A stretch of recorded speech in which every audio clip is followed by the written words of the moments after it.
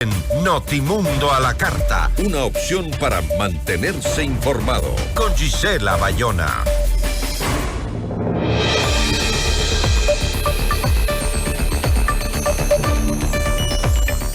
En medio de la crisis de energía o de agua, según el gobierno, los reportes ciudadanos de apagones no anunciados se acumulan en las redes sociales. ¿Existen medidas a corto plazo para poder solucionar la crisis de energía en medio del estiaje y la sequía?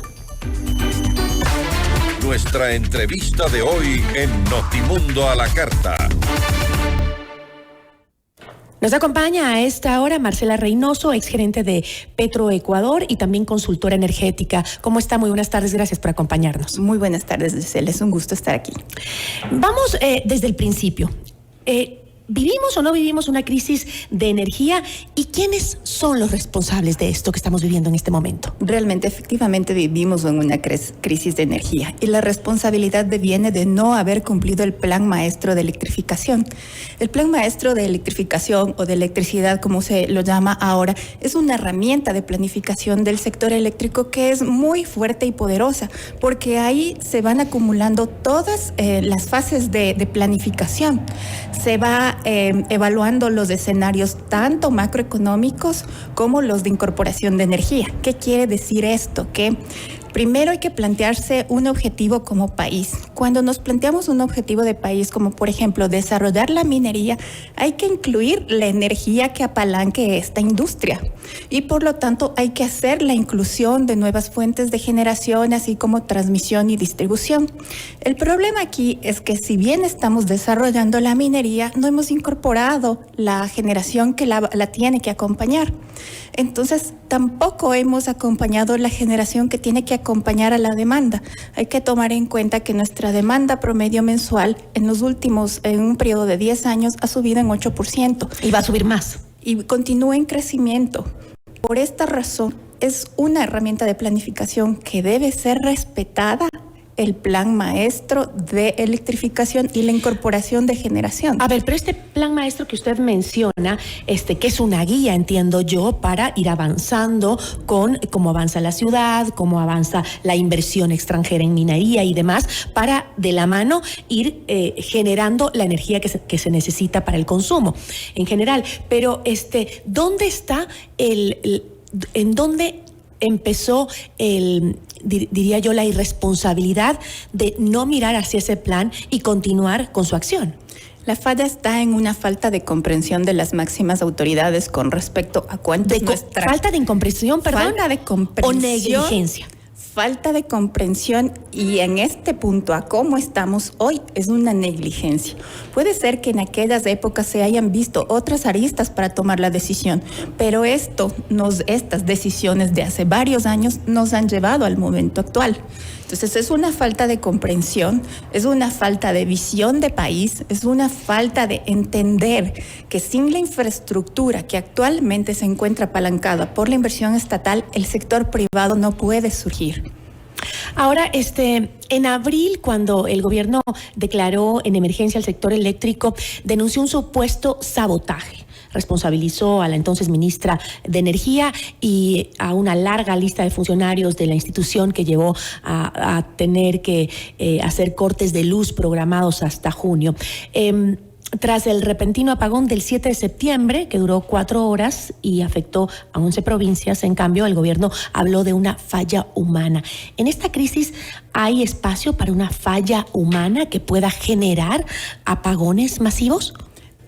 Nuestro sistema eléctrico está tan debilitado que cualquier zarigüeya se convierte en terrorista. Y eso no es una culpa de una falla humana de una persona, no es la culpa de los embalses ni nada por el estilo. Entiendo. Llegamos a un punto en la cual cualquier cosa afecta al sistema nacional integrado y la puede mandar a un blackout, a una caída, a un apagón. Esa es la situación es extremadamente crítica. La situación es extremadamente crítica. Estamos frente a una situación inusual que no deviene de la toma de decisiones de este gobierno, sino que ya es un problema estructural. Y este problema estructural debe ser trasladado con simpleza, con sencillez al ciudadano común y corriente, para que pueda tomar las previsiones, para que se sienta incluido en las decisiones y también para que sea parte de las soluciones, puesto que una solución no es la gratuidad de la electricidad. En todo caso, una de las soluciones, y aquí hago un llamado de comprensión y de apoyo, una de las soluciones sí es incrementar el precio de la electricidad, porque con precios reales vamos a poder atraer la inversión privada y vamos a poder realmente implementar las medidas de eficiencia energética. Una medida de eficiencia energética no cala, no permea si los precios de la energía están subsidiados. El problema es que estamos a puertas de una elección, ¿no? Y a veces todo parece ser político, porque también hablar de empresa privada suena feo en este país. La gente dice, no, van a privatizar todo. Y cuando hasta ahora podemos ver que el Estado no ha sido capaz de administrar bien sus recursos. No es un tema tanto de que si el Estado es capaz o no. El Estado tiene y sí es capaz. ¿Y por qué no lo ha hecho hasta ahora? La cuestión aquí es que tenemos mal el enfoque. El enfoque no es hacer nada para que el privado lo tome. El enfoque es todo lo contrario. Pero el Estado se encarga de controlar. Se encarga de controlar y de plantear la infraestructura básica para que entre el privado. Toma en cuenta, Gisela, que sin energía no se puede desarrollar la minería. Sin energía no podemos desarrollar todas las empresas que están asociadas a la producción de cerámica. Pero, por ejemplo, subsidiamos la energía para las mineras internacionales. Y esto deviene de una política de aquel entonces. Entonces también tenemos una falla que no evaluamos las políticas. Si bien es cierto, yo doy un impulso para que el sector privado invierta, ese impulso debe ser temporal.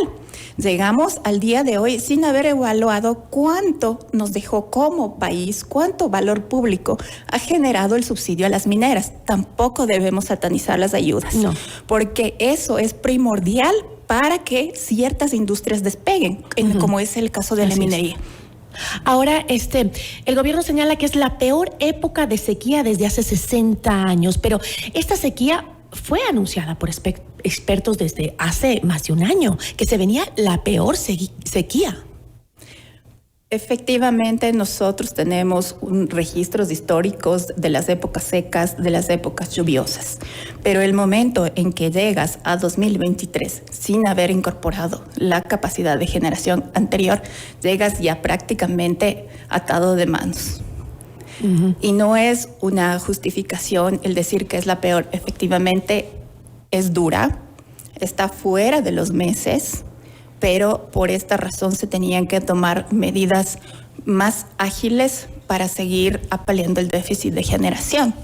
Y aquí, como sector petrolero, tendría que acotar que Amistad también es una buena solución para incorporar al menos 100 megavatios de generación a gas natural. El gas natural. Generación que es muy barata, que podría estar valorada entre 8 centavos el kilovatio, comparada con 35, 40 de las térmicas. Bueno, el gobierno ya ha dado ese paso, ¿no? Digamos, hacia abrirse hacia la generación de gas natural o la compra de gas natural, pero para implementarlo en el país también se necesita un camino que hay que recorrer. Eso no es de hoy para mañana. No es de hoy para mañana. Amistad, en manos de Petroecuador, podía incorporar gas a partir de octubre, pero no se tomaron las decisiones necesarias entre enero y abril para poder hacer la inversión. Ahora tenemos un comunicado en el cual se va a licitar internacionalmente el campo. No es una mala decisión, pero en el contexto actual, lo mejor, lo más apropiado era trasladar 135 millones para desarrollar Amistad, para dejar gas para un periodo de 15 años, para tener infraestructura que sí represente inversión y no gasto. ¿Y para eso nos va a tomar cuánto tiempo si es que tomamos las buenas decisiones? Ahora, si es que decidimos hoy que Petroecuador invierte en Amistad, podríamos incorporar el gas en un horizonte de 6 meses. Si hoy replanteamos la decisión de licitación en 6 meses, pero si la dejamos como licitación, el gas de Amistad no podría entrar al Sistema Nacional Interconectado sino hasta después de 2 años. Hay que tomar en cuenta también que el sector eléctrico fue muy reacio a la incorporación de gas natural importado, que no es un contrasentido teniendo un campo como amistad, más bien es parte de la diversificación de la matriz energética. Exacto. Necesitamos también de la importación de gas, necesitamos del desarrollo de amistad, porque si queremos impulsar la minería es demandante en recursos energéticos y la minería sería un comprador ideal para ese gas natural importado. Y además que no podemos poner todos los huevos en una misma canasta, ¿no? Por ejemplo, desde el lado político, como estamos en un periodo pues prácticamente electoral, de campaña electoral, se ha manejado, sobre todo el lado de la oposición, el mensaje de que en la época del correísmo Ecuador tenía incluso suficiente energía para exportar, pero ¿qué sucedió después con las hidroeléctricas construidas durante la década correísta? Es decir, solo se enfocaron en las hidroeléctricas. Y las hidroeléctricas, según entiendo, pues simplemente dependemos de la naturaleza. Si llueve, estamos bien, si no, estamos como estamos ahora. Efectivamente, si llueve, caemos en un riesgo por tener una matriz que es 61% hidroeléctrica. Pero lo que se hace es primero incorporar la energía más barata, que en este caso es la hidroeléctrica. Y después de esta incorporación de hidroeléctrica venía más energía térmica, que es la energía de apoyo, la energía de base, y también energía renovable no gestionable, que es la solar y que es la eólica. Pero tenía que haberse cumplido cada una de las etapas de incorporación. Entonces, si yo empiezo por la energía hidráulica, que tiene mucho sentido, en el gobierno de Rafael Correa se duplicó la capacidad de generación hidráulica, lo que beneficia al ciudadano en precios asequibles de la energía. Pero ¿y el gas? ¿No dicen que el gas es más barato, el gas natural? El gas natural no es más barato que la hidro. Hay que tomar en cuenta que la valoración del precio de energía que entrega Coca-Cola Sinclair es de 1.3 centavos por kilovatio, mientras que la de gas natural puede ir hasta 5 y 8. Entonces no es más barata, pero es una energía térmica de base. Pero por ejemplo, siempre la vamos a necesitar. Gastar en diésel para las turbinas y demás, que también encarece el costo, ¿no es cierto? Sí, vamos creciendo en costos. La hidro de gran escala es la más barata. Luego tenemos generación por la de gas, que puede ser también muy barata, dependiendo de cuánta es la valoración del recurso. Y aquí hago un llamado a los recursos que estamos desperdiciando como gas natural asociado en el oriente. Entonces tenemos ahí también un potencial energético que podríamos utilizar ahora o en el futuro próximo para entregar energía al Sistema Nacional Interconectado. ¿Pero de qué depende esto? Que el Ministerio de Finanzas haga las inversiones necesarias, que el Ministerio de Finanzas reconozca que de esta crisis salimos en parte con el apoyo del sector privado, pero mayoritariamente con fondos públicos. Y respecto, volviendo al tema de las hidroeléctricas, también habían acusaciones de que la infraestructura se había construido en lugares no apropiados para ello. Bueno, eso ya es cuestionable.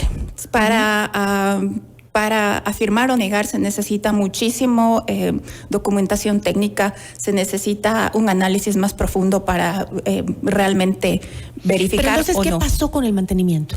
¿Qué pasa con el mantenimiento? Ahí hay algunas causas detrás. Y una de ellas, y la más importante, es del sistema de compras públicas. El sistema de compras públicas traba muchísimo la operación de todas las EPs, tanto del sector eléctrico como el del hidrocarburífero.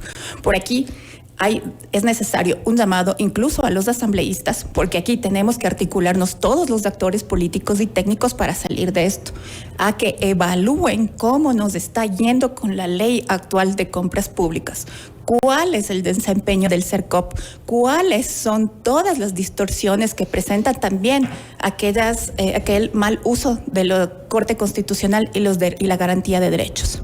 Ahora, la realidad es que, bueno, el problema energético es un problema, como lo hemos heredado de varios periodos, ¿no? Pero en estos meses se ha visto la aplicación de medidas para mitigar los efectos de la falta de inversión y la falta de mantenimiento en el sector energético de los gobiernos anteriores. Estamos por un camino que debe corregirse. No hay la inversión necesaria para rectificar nuestra crisis actual. Estamos pensando en que el sector privado puede ayudarnos a solventarla y no es así. El sector privado en este momento no puede ingresar porque el sector privado tiene que recibir su ganancia justa. Y en los momentos de crisis, esas ganancias justas se van desvaneciendo. En este momento solamente nos salva la inversión pública. La inversión pública con presupuesto para CELEC, CENEL, la inversión pública con presupuesto para Petroecuador, porque hay que levantar la alerta. Si Petroecuador no tiene inversión, no produce crudo, por lo tanto, la cuenta de derivados deficitarios con la que importamos diésel se va haciendo, el fondo se va haciendo más chiquito, mientras que nuestra cuenta de derivados va creciendo. Ahora, una barcaza que aporta el 10% de lo que requiere solventar por el déficit energético, ¿fue la mejor apuesta que podía hacerse por parte del gobierno con los recursos que tenía disponibles? Fue una buena apuesta, es una apuesta rápida, pero aquí no debemos olvidar que Amistad también es una respuesta bastante rápida. Y también la generación en este momento, justo en estos días, no es tan útil enviar a los servidores públicos a teletrabajo, porque la demanda de energía no baja, solamente se está dispersando. Lo mejor es llamar a los servidores públicos, a las facilidades, a los edificios que sí tienen generación y levantar esos generadores para que esa carga se desconecte del Sistema Nacional Interconectado. Hay que resaltar que cuando se hace teletrabajo no baja la demanda de energía. La demanda de energía baja solamente cuando hay feriado. Y esta fue la razón por la que en abril se mandó a feriado 2 días. Porque esa sí es una medida que realmente baja la carga. Ok.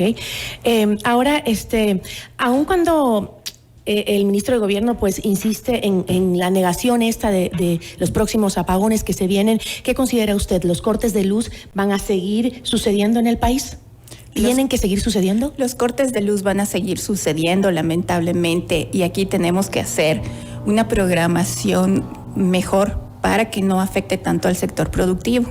Tenemos que conversar con las cámaras, tenemos que sincerar, tenemos que formar a la opinión pública. El sector energético es un sector altamente especializado y yo celebro que ahora hayan muchas voces en los medios porque cada una aporta desde su ámbito de experiencia. Es altamente especializado. Una persona no puede comentar con la misma soltura del sector hidrocarburífero como el del sector eléctrico. Los perfiles profesionales son muy distintos cuando se habla de operación y mantenimiento y cuando se habla en general de diseño de política pública. No son los mismos perfiles. Entonces, esta altísima especialización del sector lo que me obliga es a contratar los mejores perfiles, los mejores profesionales para gestionar el sector. No podemos improvisar y hay que resaltar también que los profesionales no se forman en 2 o 3 años, se forman en más de 10 años. Es decir, que un profesional con un seniority alto del sector eléctrico va a tener que pasar por todos los gobiernos anteriores y no debería ser satanizada esta experiencia. Pero sin embargo, aquellas personas que están en esos cargos no hicieron nada durante todos estos años. Si estamos hablando de una falta de gestión en el sector eléctrico y no se tomaron decisiones que se tenían que tomar, ¿cómo podemos confiar en los funcionarios que estaban en años anteriores y que hoy siguen ocupando esos cargos u otros dentro de las empresas energéticas de nuestro país? Los funcionarios públicos necesitan de un liderazgo fuerte, de un liderazgo capaz, de un liderazgo que empodere y de un liderazgo técnico. Al momento de hoy no se lo tiene. ¿Hasta cuándo vamos a tener los apagones? ¿Tiene una idea? El SENACE estima que alrededor de 2 años. Yo le agradezco muchísimo. Gracias, Gisela. Nos acompañó Marcela Reynoso, exgerente de Petroecuador y consultora energética.